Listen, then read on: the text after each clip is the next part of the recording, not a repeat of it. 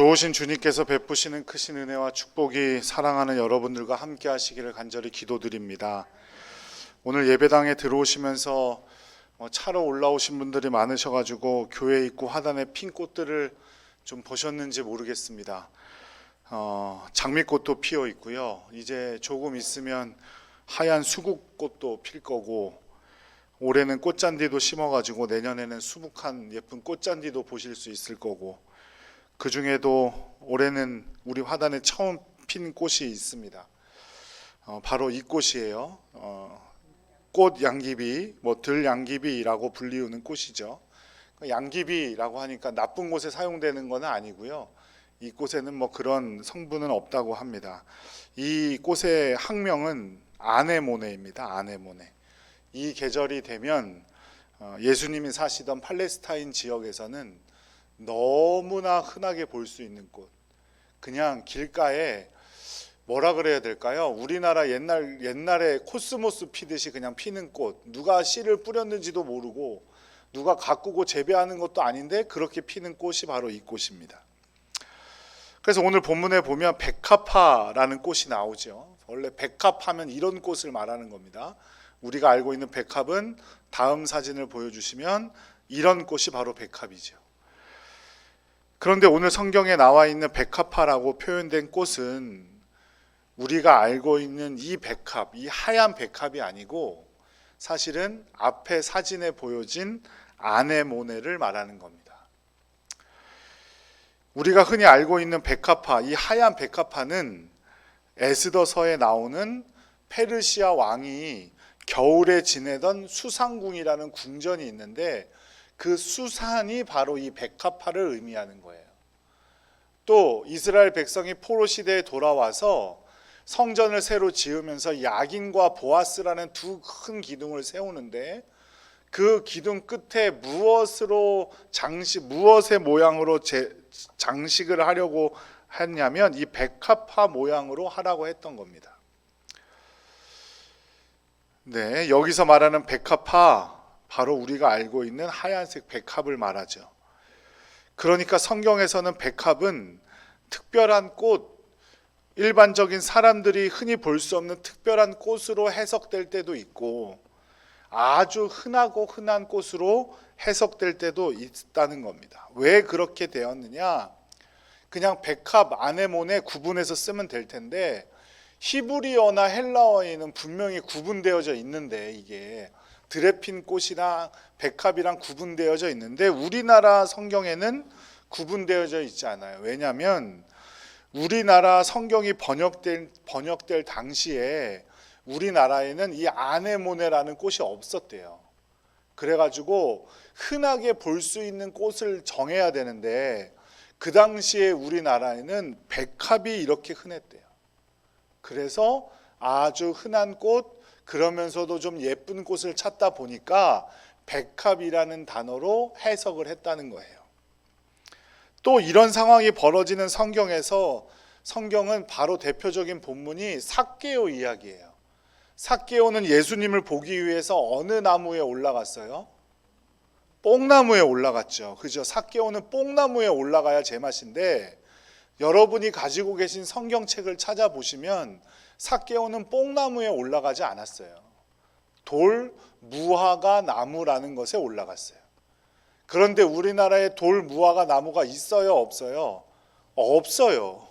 그래서 그 당시에 흔하게 볼 수 있는 나무, 우리나라에서 어디든 가든 찾을 수 있는 나무가 바로 뽕나무. 그래서 삭개오는 졸지에 뽕나무에 올라가 버린 게 되었던 거예요.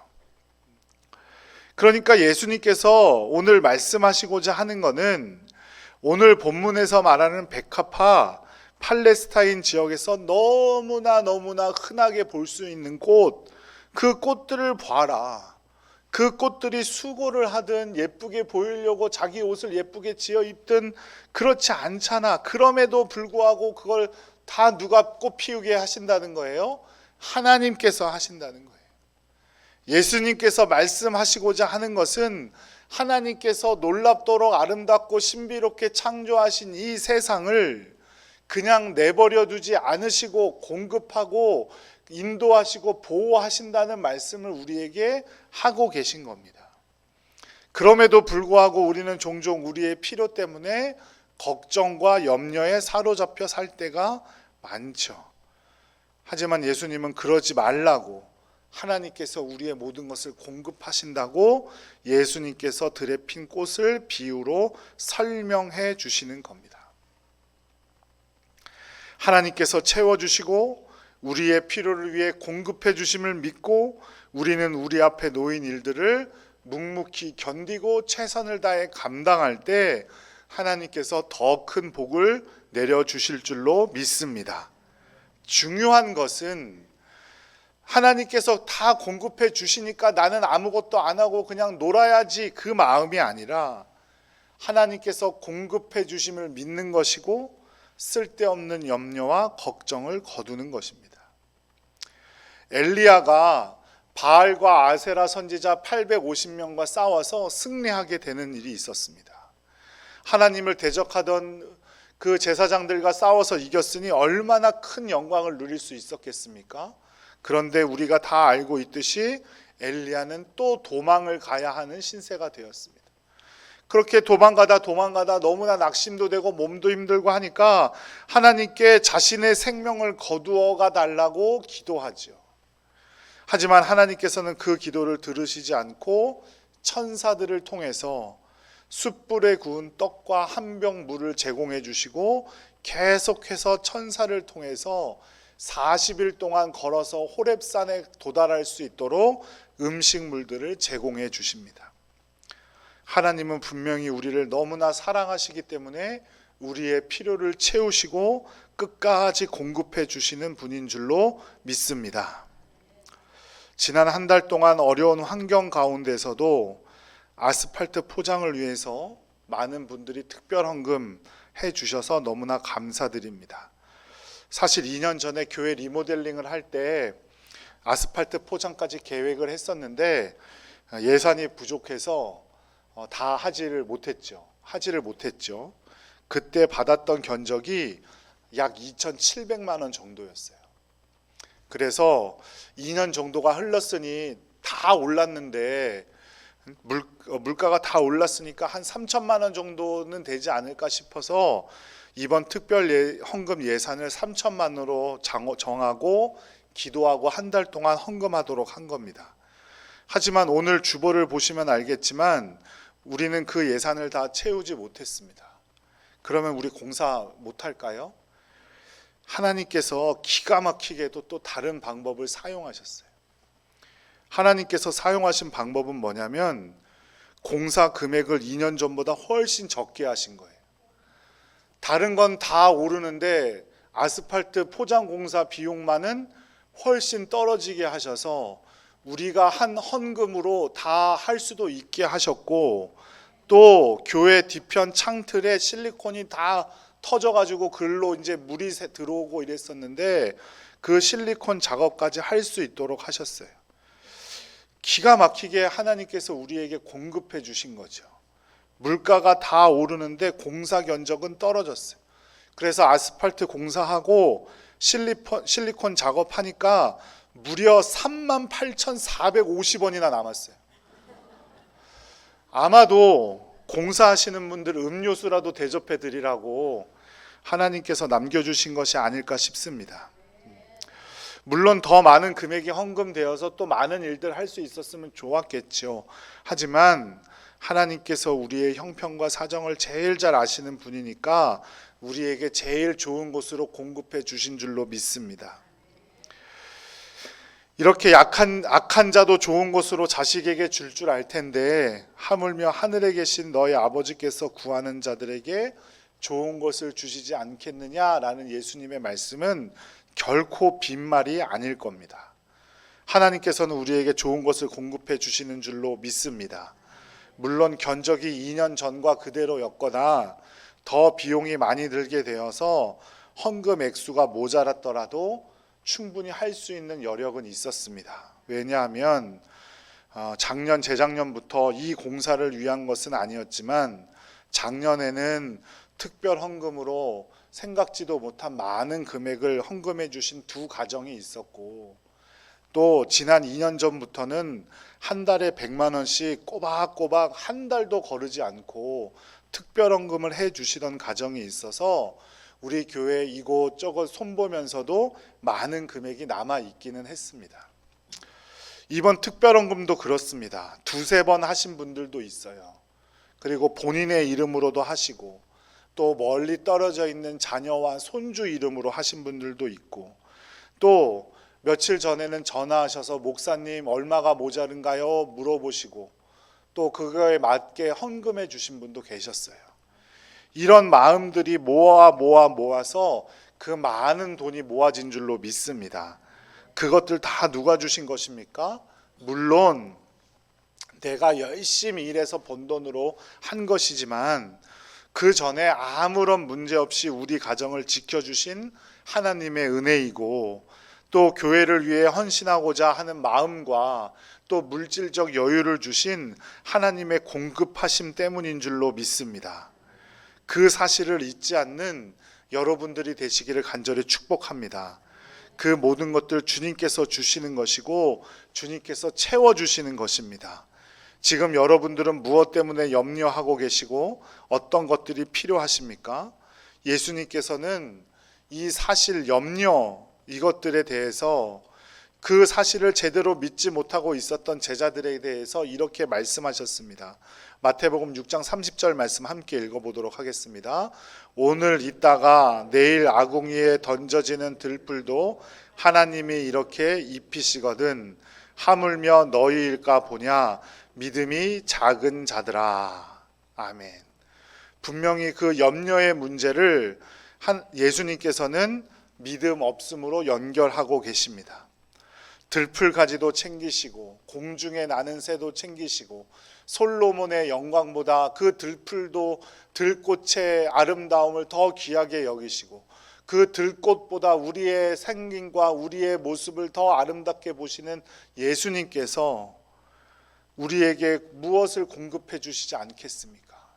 그 사실을 믿는 여러분들 되시기를 간절히 축복합니다. 이 세상의 모든 것들 말씀으로 지으셨지만 우리 사람들만큼은 말씀뿐만이 아니라 흙으로 손수 우리를 빚으셨고 우리에게 생기를 불어넣어 주셨고 하나님의 형상으로 입혀주셨습니다.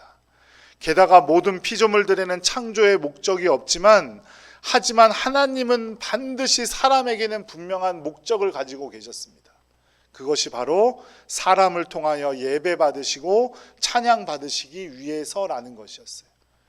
그 사람을 위해서 빛과 어둠도 육지와 바다도 하늘의 온갖 짐승과 하늘의 새도 꽃도 식물도 창조해 주신 줄로 믿습니다.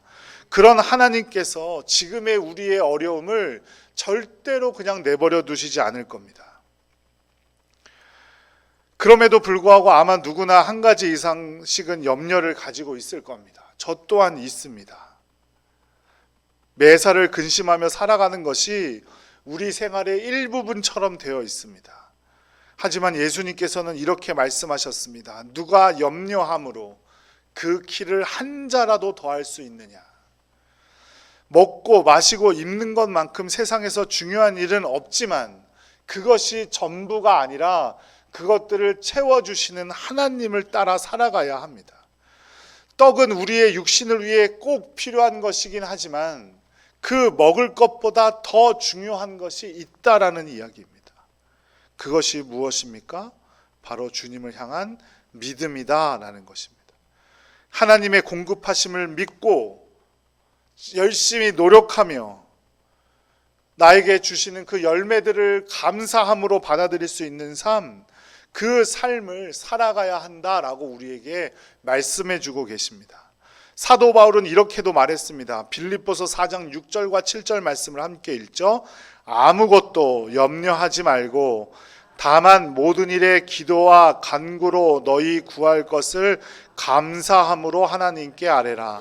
그리하면 모든 지각에 뛰어난 하나님의 평강이 그리스도 예수 안에서 너희 마음과 생각을 지키시리라.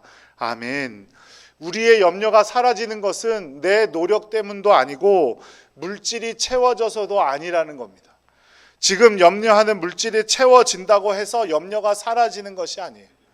그 염려하는 만큼의 물질이 채워지면 또 다른 물질이 또 생각나게 되어 있고 욕심이 나게 되는 것이 바로 사람입니다. 영원한 생수이신 예수 그리스도께 도움을 청하고 예수 그리스도께서 우리에게 주시는 그 놀라운 평강의 안식을 통해서 우리의 마음과 생각을 지키실 때 바로 우리의 염려는 사라지는 겁니다. 예수님께서는 아무도 돌보지 않는 들에 핀 한 송이 꽃보다 우리를 귀하게 여기신다고 말씀하셨고 그것들이 솔로몬의 영광과도 비교할 수 없다라고 말씀하셨습니다. 솔로몬이 어떤 왕입니까? 이스라엘에서 가장 큰 부귀와 영화를 누렸던 왕입니다. 그가 누렸던 영화보다 들에 핀 꽃이 더 아름답고 또 그 들에 핀 꽃보다 우리가 더 아름답다라는 말씀입니다. 그런 하나님께서 어떻게 여러분의 염려를 그냥 두고 보시겠습니까? 하나님은 반드시 우리의 필요를 채우시고 공급해 주실 줄로 믿습니다. 로마서 8장 32절에서 사도 바울은 이렇게도 말합니다. 함께 읽겠습니다. 자기 아들을 아끼지 아니하시고 우리 모든 사람을 위하여 내주시니가 어찌 그 아들과 함께 모든 것을 우리에게 주시지 아니하겠느냐. 자신의 아들까지도 주셨는데 뭔들 우리에게 주시지 못하겠느냐. 그 믿음이 없기 때문에 염려하게 된다는 겁니다. 염려 대신에 그리스도인이 해야 할 일은 구하는 것입니다. 그래서 사도 바울은 염려하지 말고 기도하라고 했고 또 이렇게도 말합니다. 빌립보서 4장 19절 말씀 함께 읽겠습니다. 나의 하나님이 그리스도 예수 안에서 우리 영광 가운데 그 풍성한 대로 너희 모든 쓸 것을 채우시리라. 아멘. 하나님께서 반드시 채우실 줄로 믿습니다. 히브리서에서 믿음은 뭐라고 했습니까? 하나님께서 살아계시는 것을 믿는 것이 믿음이고 하나님께서 우리에게 상 주시는 분임을 믿는 것이 믿음이라고 했습니다. 하나님은 우리에게 뭘 주시는 분이라고요? 상 주시는 분인 줄로 믿습니다. 예수님께서 제자들을 파송하시면서 모든 귀신들을 제어하고 병 고치는 권세를 주시고 말씀하셨습니다. 누가복음 9장 3절 말씀 시작. 이르시되 여행을 위하여 아무것도 가지지 말라. 지팡이나 배낭이나 양식이나 돈이나 두벌옷을 가지지 말며. 이건 예수님께서 제자들을 향해서 가난하게 살아라, 물질에 욕심내지 말아라 라는 의미가 아니라 하나님의 능력을 의지해서 하나님의 공급해 주심을 믿고 살아가라 이 말이죠. 물질에 욕심내고 가난하고 그것이 목적이 아니라 주님의 공급하심을 신뢰하고 주님의 능력으로 살아가야 한다라고 말씀하고 계신 겁니다. 이처럼 우리 주님은 절대 자신을 따르는 제자들, 주님의 백성들을 그냥 내버려 두시지 않을 줄로 믿습니다. 친히 공급해 주시고 좋은 것을 주시는 분인 줄로 믿습니다.